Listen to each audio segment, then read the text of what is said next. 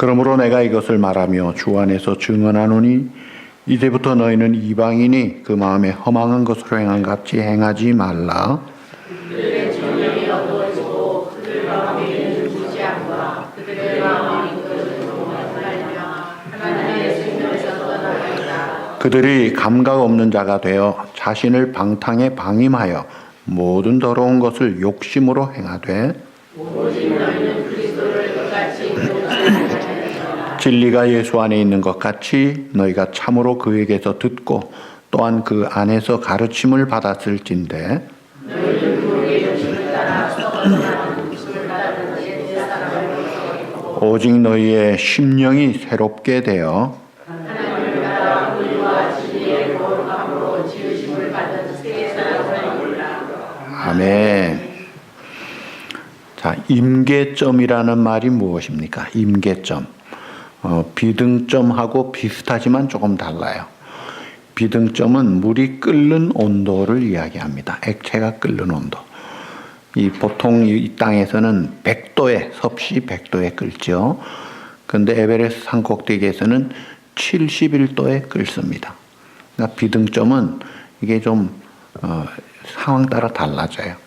근데 이 임계점이라는 것은 그 터닝 포인트를 이야기하는 거예요. 물이 수증기로, 액체가 기체로 바뀌는 거예요. 그것이 보통 우리 땅에서는 섭씨 100도에 이루어지죠. 이걸 critical point라고 합니다. 95도, 8도에도 변화가 없다가 100도 되면 이제 수증기화가 된다는 거예요. 사람도 이 임계점이라는 것이 있어야 성도라는 거예요. 오늘 본문에 옛사람이 새사람으로 이 임계점을 통과한 사람을 가르치는 거예요. 자, 사도행전 9장 1절에 보시면 사울이라는 사람이 청년인데 살기가 등등해서 대제사장에게 공문 허락을 받고 다메섹에 예수 믿는 사람은 남녀를 불문하고 결박해서 예루살렘으로 끌어오려고 달려가고 있었습니다. 그러다가 이제 예수님을 만났어요. 오늘 주보 그 표지를 한번 보세요. 여기 최후의 만찬을 보통 뗐는데 오늘은 다메섹 도상에서 예수님을 만난 바울의 그림을 그렸습니다. 사울이라는 청년이 이제 예수님을 만나면서 눈이 멀어버립니다. 그리고 다른 사람들은 못 듣는 음성을 들어요. 사울아 사울아 내가 어찌하여 나를 핍박하느냐? 내가 가시채를 뒷발질하기가 내게 고생이니라. 아주 충격에 나가 떨어지면서 주여 누구시니까? Who are you, Lord? 그때 예수님이 나는 네가 핍박하는 나사렛 예수니라. 주님을 만난 거예요. 그래서 임계점을 통과하면서 Who are you? 하던 질문이 바뀌어집니다. What shall I do, Lord? 주여, 내가 무엇을 해야 됩니까? 그래, 너는 나의 이방인을 위한 택한 그릇이라.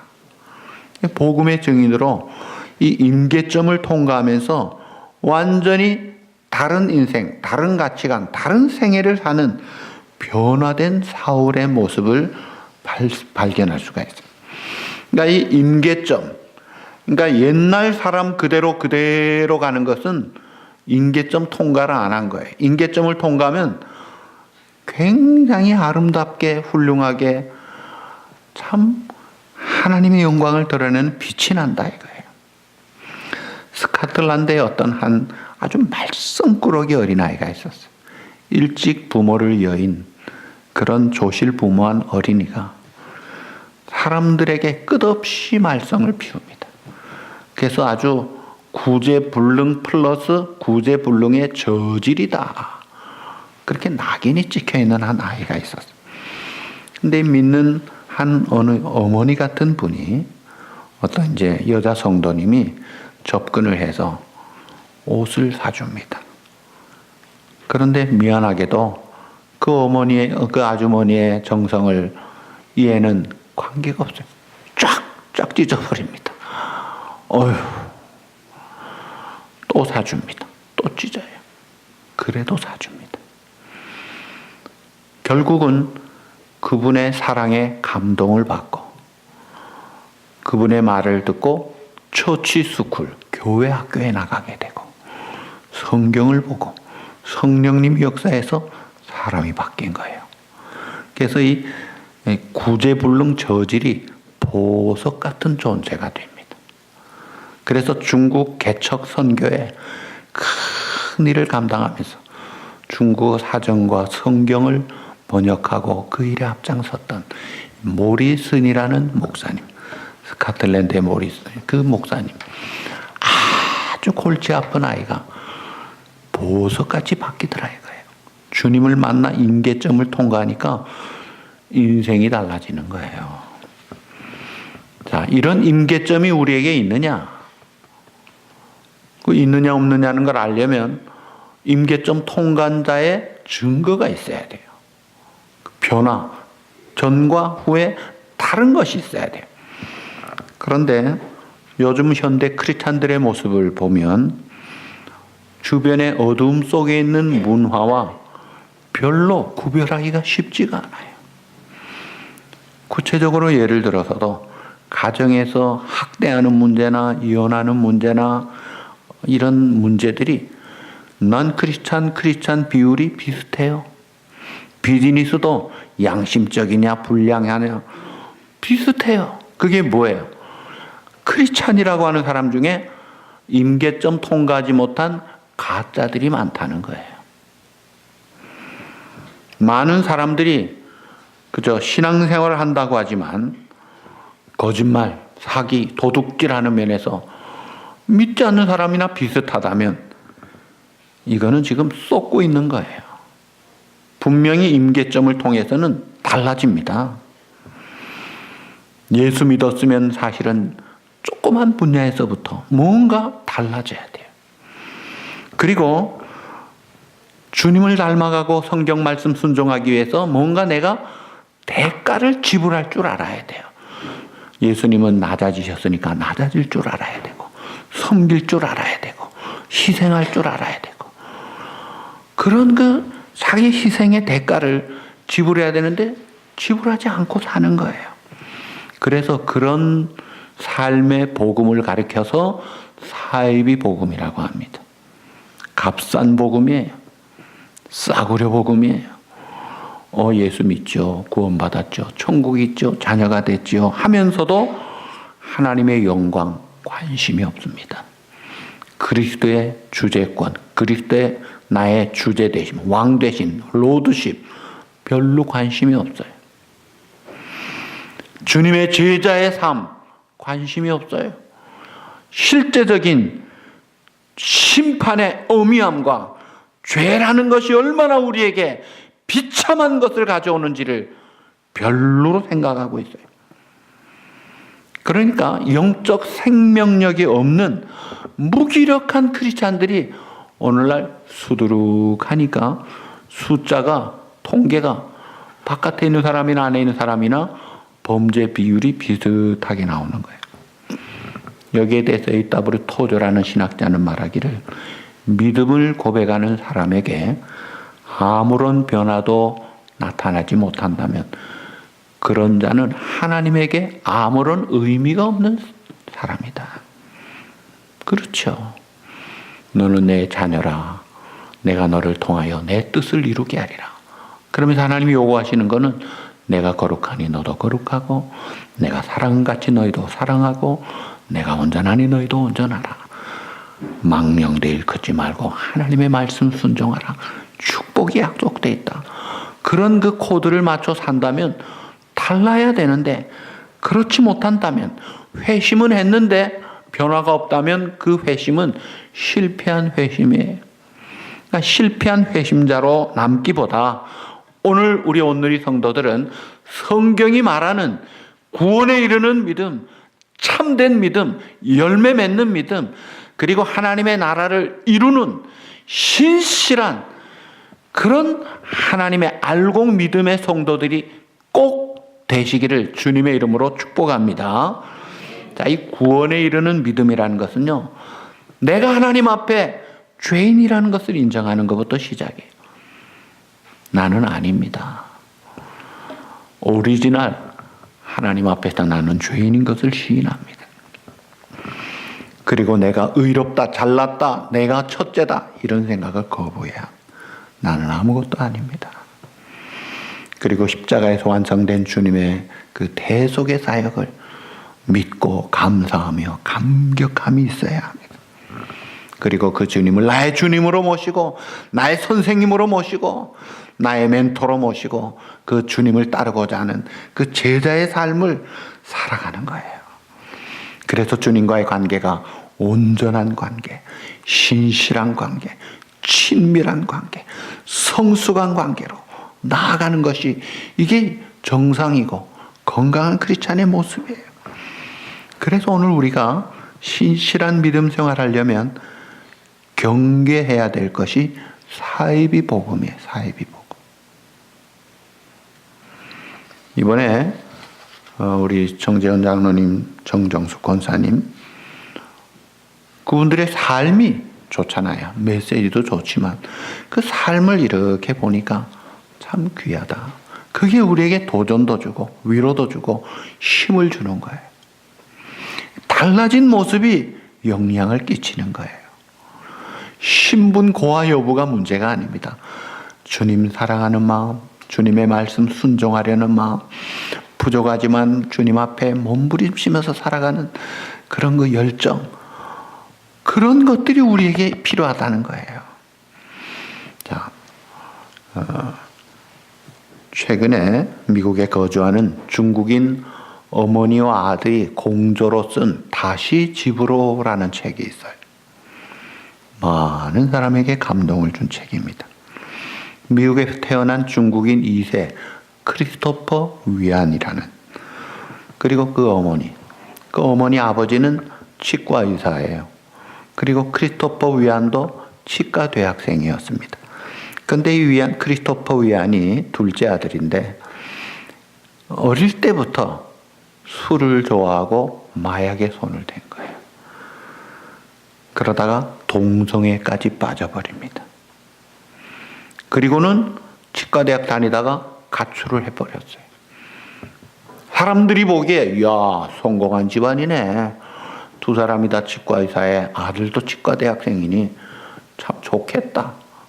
그런데 그 어머니의 속은, 실제 가정은 완전히 디스트로이, 망가져 있는 파괴된 가정이었어요. 큰아들 스티븐 방탕한 생활로 이미 빠져 있었고, 그래서 이 어머니는 큰아들은 이미 방탕하고 둘째 아들은 형편없이 가출했고 참 술마약에 동성애자로 게이 선언을 하고 나간 거예요. 그런데다가 부부관계가 소원해서 또 참 싸늘하게 식어져 버려 있기 때문에 이 어머니는 자살을 하려고 그래서 기차를 탔습니다. 사람이 보기엔 우연한 것 같은데 하나님은 정확한 그 시간에 기차 안에서 조그만 전도 소책자를 받았습니다. 그 전도 소책자를 읽다가 하나님의 은혜를 체험합니다. 성령이 강동하신 것이죠. 그래서 그는 말하기를 내 싸늘하게 얼음장같이 식어버린 내 심장을 깨우는 한 문장이 내 눈에 들어왔습니다. 그것이 바로 로마서 8장 39절이었어요. 우리 한번 읽어볼까요? 다 같이 시작.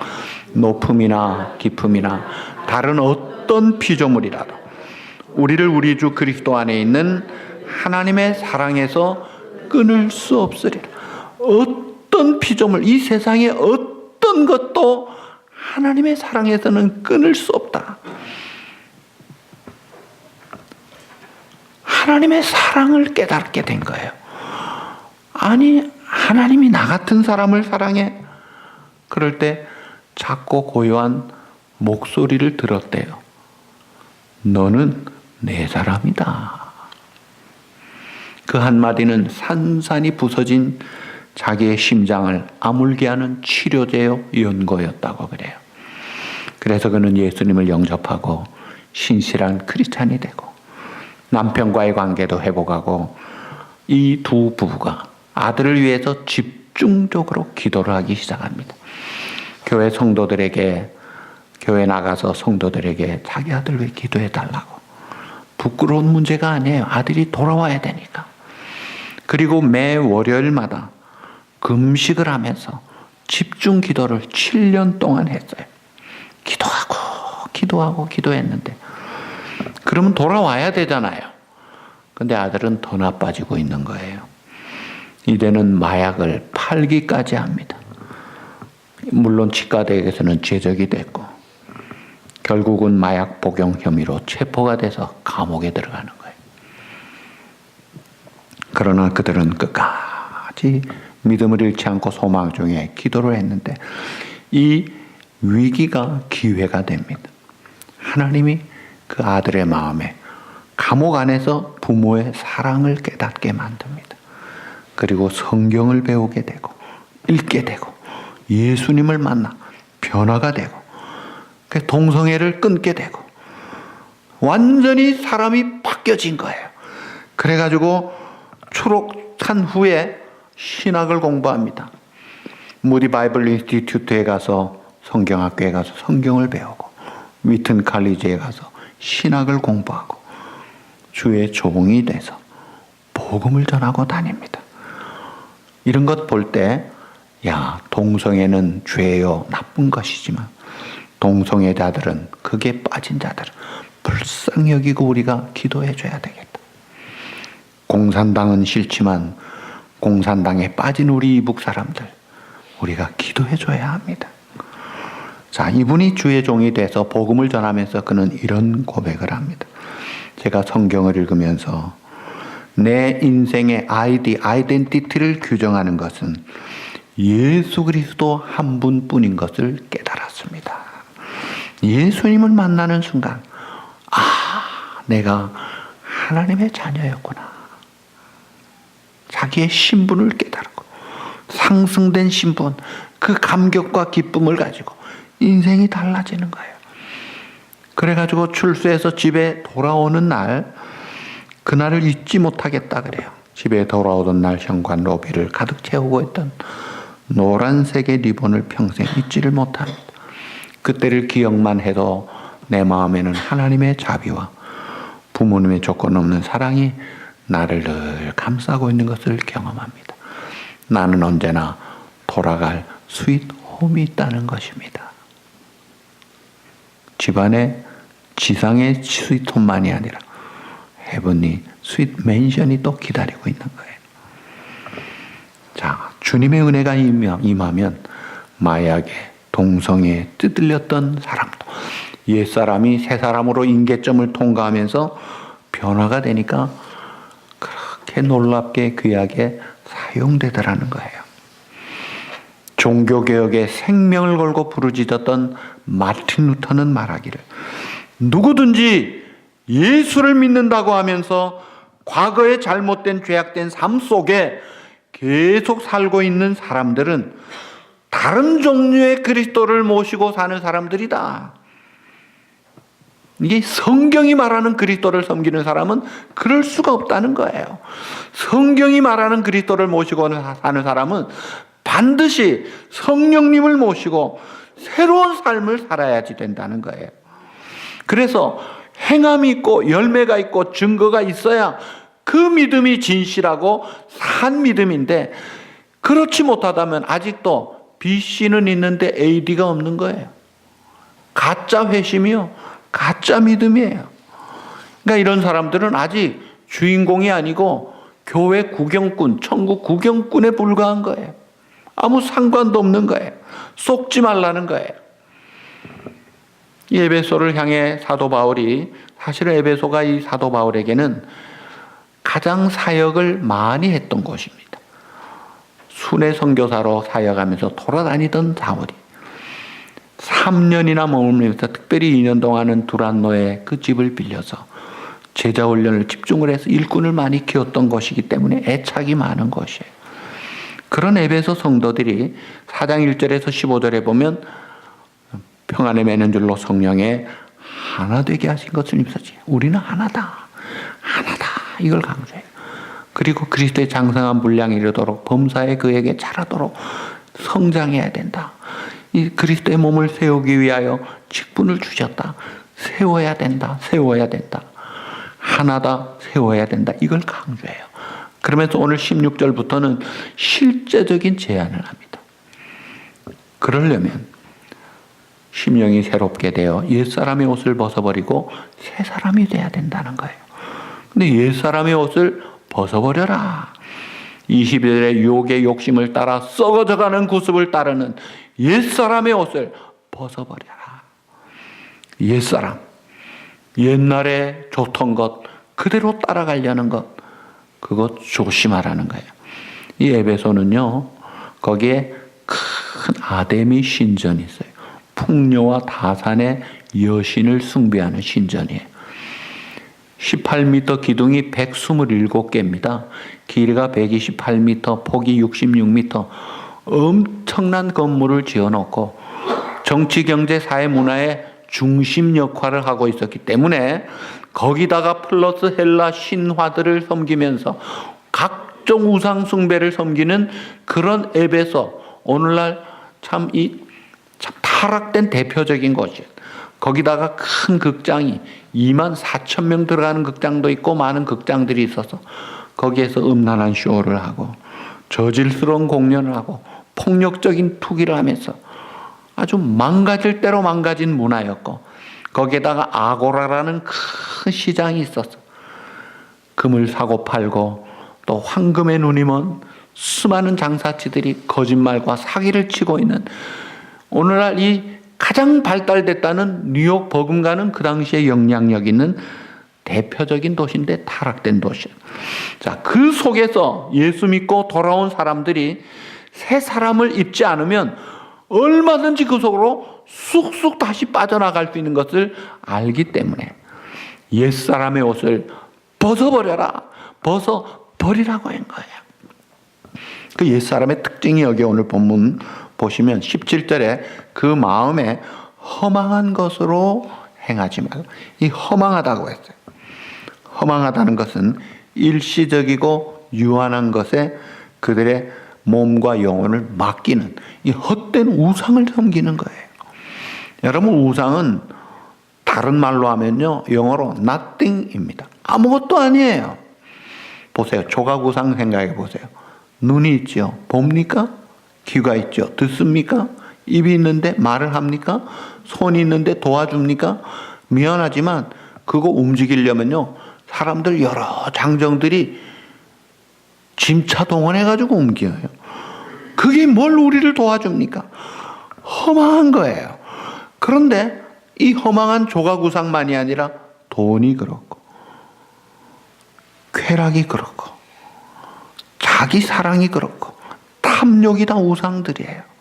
이런 허망한 것을 추구하는 것.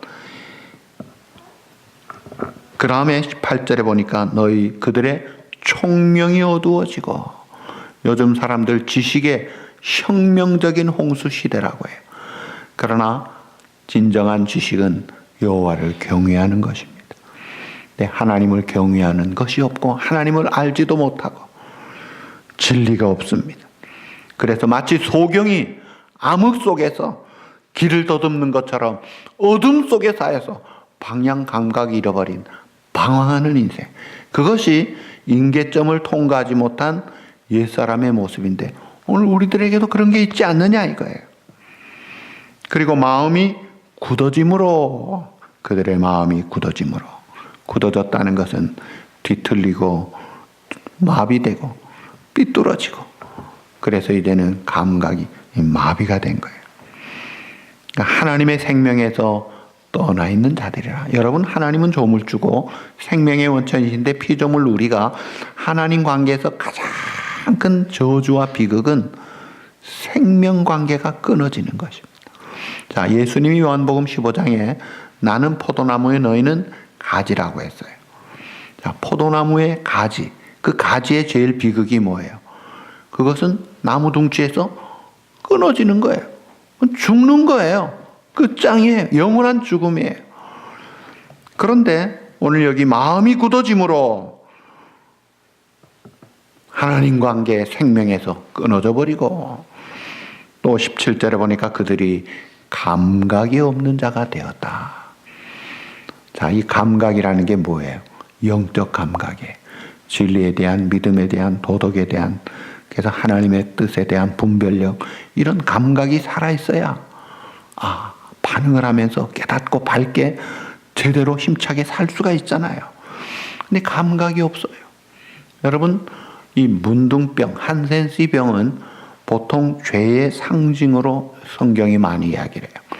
그 문둥병 자체의 고통도 고통이지만 더 큰 고통은요, 감각이 없는 병이기 때문에 이게 큰 고통이에요.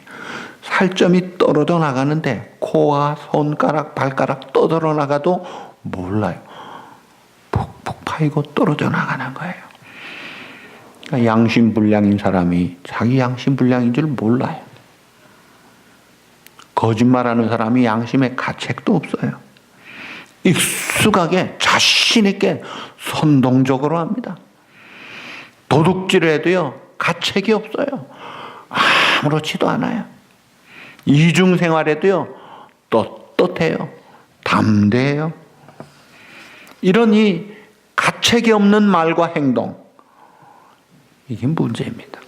성도라고 자처는 하지만 주님을 믿고 따르기보다는 자신만을 위해 살려고 하고, 죄에 빠지면 빠질수록 감각은 더 상실됩니다. 그래서 자기가 나중에는 죄인인 것조차 잊어버리고 맙니다. 그러면서 자기는 의롭다 그러고 잘한다 그러고 괜찮은 줄 알고 있어요. 입술로는 주님의 이름을 부르는데 마음은 거짓과 탐심으로 강해지고 충만해지고, 외면적으로는 교회 생활에 유스트가 되고 잘하는 듯한데 심령이 새롭게 되지 못하니까 이게 감각이 없기 때문에 더 완악해지고 흉악해집니다. 위선자가 되는 거예요. 자, 그러니까 이 감각이 없어진다는 게 영적 감각이 없어지고 오히려 세속적인 탐욕의 감각만 발달해서 아주 그런 데는 비상한 소질을 가지고 세상의 종로로 타고 있는 어둠의 모습들, 그러니까 방탕에 내어준 모습이에요. 자, 하나님과 분리된 영적인 무지와 죽음 속에 사는 옛사람의 모습이에요. 온갖 욕심을 부끄러운 줄도 모르고 행하는 삶일 뿐만 아니라 더 나아가서 자신의 욕망을 채우기 위해서 다른 사람은 생각하지도 않고 이기적인 삶, 다른 사람을 괴롭히는 삶까지 합니다. 자, 이런 것들이 참 싫잖아요. 야, 저러면 안 되잖아요. 이게 옛사람의 모습이에요. 자, 옛사람은요, 돈벌이 잘하면 최고인 줄 압니다. 학박사 되고 세계적인 명성 얻으면 최고인 줄 알아요. 근데 예수 믿으면요, 우선순위가 달라집니다. 프라이어리티가 바뀌어요. 이제는 내가 사는 것이 아니라 내 안에 누가 살아요? 그리스도께서 사시는 것이라. 할렐루야. 그래서 이제는 내 뜻이 아니라 누구의 뜻? 주님의 뜻을 추구하는 거예요. 가치관이 달라져요. 그래서 전에 우리 교회에 왔던 송명이라는 분이 우리가 참 좋아하는 찬송을 하잖아요. 나 가진 재물 없으나, 나 남이 가진 지식 없으나, 나 남에게 있는 건강 있지 않으나. 뇌성마비 환자로 제대로 학교를 다녔습니까? 제대로 사회생활했습니까? 건강도 재물도 지식도 취급도 못 받는 생활했지나 나 남이 없는 것 있으니, 나 남이 못 본 것을 보았고, 나 남이 듣지 못한 음성 들었고, 나 남이 받지 못한 사랑 받았고, 나 남이 모르는 것, 그 다음 뭐예요? 깨달았네. 공평하신 하나님이, 나 남이 가진 건 나 없지만 공평하신 하나님이 나 남이 없는 것 갖게 하셨네. 찬송하는 거예요. 다른 사람 보기에는 없는 것 같은데 아니에요. 그래서 사도 바울은 말하기를 내가 없는 것 같지만 사실은 부자다, 다 가진 자다. 무명한 사람이 아니라 유명한 사람이다. 엔 크리스토스, 주 안에서, 주님 안에서 이 가치관이 바뀌는 거예요. 세상의 옛날 가치관은 돈 좀 있고 출세하면은 와, 그게 아니더라 이거예요. 좋은 집 사고 좋은 차 사고 와, 그게 아니더라 이거예요. 여러분, 새 사람을 입은 자는 그렇게 사는 게 아닙니다. 오직 너희는 그리스도를 그같이 배우지 아니하였느니라. 우리가 믿고 우리의 롤모델이요 멘토가 되시는 우리의 주님 되신 예수님의 모습이 세상의 부귀영화 출세 그런데 앞장서 가지고 추구하고 다녔습니까? 정반대로 살았잖아요. 많이 가지기보다는 내어주려고 했잖아요. 높아지려기보다는 어떻게 해요? 종이 되고 섬기고자 했잖아요. 그러니까 삶의 스타일이 이방인의 삶과 달라야 된다는 거예요. 보통 다른 게 아니라 전혀 달라야 됩니다. 그래서 유혹의 욕심을 따라 썩어져가는 구습을 쫓는 옛사람을 벗어버려라. 그렇게 하려면 심령이 새롭게 되어 하나님을 따라 의와 진리의 거룩함으로 지으심을 받은 새 사람을 먼저 심령이 새롭게 돼야 돼요. 심령은 마음을 이야기합니다. 마음이 새로워지면, 생각이 새로워지면 말이 달라지고 생활이 달라지고 습관이 달라지고 인격이 달라지고 인생이 달라지고 주님의 모습을 닮아가는, 주님을 보여주는 주님의 증인들이 된다는 거예요. 그러니까 이제 이런 옛사람의 옷을 벗고 새 사람을 입으라는 거예요. 옛날에는 내가 먼저였어요. 내 욕심, 내 주장, 내 고집, 그저 내 유혹, 내 하고 싶은 것, 내 기분, 내 감정, 그게 아니라는 거예요. 참된 기쁨은 joy, Jesus, others, you. 그것이 이제 J-O-Y를 해석한 어떤 사람의 이야기인데, 예수님이 첫째가 되고 그 다음에 다른 사람들을 내세울 때 그 안에 진정한 즐거움이 있는 것이다 이거예요. 그러니까 하나님의 성품을 닮아서 의와 진리의 거룩함으로 지으심을 받은 새로운 옷, 신령한 옷, 주님이 지어주신, 하나님이 예수 그리스도 안에서 우리에게 지어준 그 세마포 옷 같은 그 신령한 예수 그리스도의 옷을 누더기 옷 벗고 그걸 입으라는 거예요. 이 옷은 내가 노력으로 얻은 게 아니잖아요. 내가 수양해서 내 공로로 얻은 게 아니라 그리스도의 피값으로 주님의 대속과 희생과 죽음의 그 희생의 사랑으로 우리에게 주신 것인데, 그 임계점을 통과한 자가 옷을 바꿔 입어야죠. 그래야 천국 잔치에 들어갈 수가 있잖아요. 여러분, 이렇게 임계점을 통과하고 주님의 옷을 바꿔 입은 사람은요 정말 아름답습니다. 13살 원종건이라는 아이가 있었어요. 그 아버지는 간경화로 일찍 세상을 떠납니다. 그 어머니는 눈이 먼 데다가 잘 듣지도 못하는 중장애인이고, 동생은 태어나자 스웨덴으로 입양을 했습니다. 모자가 살아가요. 그 어머니 하는 일이 폐지 모아가지고 팔아서 사는 거예요. 13살짜리 애가 어머니 리어카 같이 끌고 돌고 어머니의 눈이 되고 손이 돼서 같이 일을 하는데, 이걸 어느 방송국 기자가 보고 참 기특한 아이다, 효자아이라고 기사를 냈더니 감사하게 어느 안과 의사가 내가 수술을 해주겠다 해서 그 어머니 각막 이식 수술을 해줍니다. 눈이 떠졌어요. 근데 이 어머니가 믿음이 있는 분이에요. 눈이 떠서 할렐루야 기뻐하면서 그 아들에게 처음 한 말이 이런 말이에요. 야, 종건아, 우리도 이제 더 좋은 일을 하는 사람이 되어보자꾸나. 우리가 더 좋은 일을 해보자. 폐지를 모으고 팔고 얼마 안 되는 모은 돈이지만 그걸 아주 알뜰하게 정리하면 11조 딱 하나님 앞에 드리고, 그 다음에 또 다른 구자가 있었어요. 그 구자는 NGO 컴패션 기간, 이 구호 기간에 동남아 어려운 어린이들을 돕기 위해서 이렇게 보내는 일을 했어요. 그 어려운 살림에. 그러면서 이 원종건이라는 애가 헌혈도 잘하고 참 동남아 지금 경희대학교 언론정보학과에 재학 중인데 네팔에 가서 섬기는 일을 하면서 나는 어머니에게 늘 감사해요. 우리 어머니 믿음을 주시고 말씀 따라 저는 어머니의 말씀을 따라 내가 다른 사람을 돕고 살고 나눌 수 있다는 것이 얼마나 감사한지 몰라요. 나누다 보니까 어머니의 눈이 떠졌어요.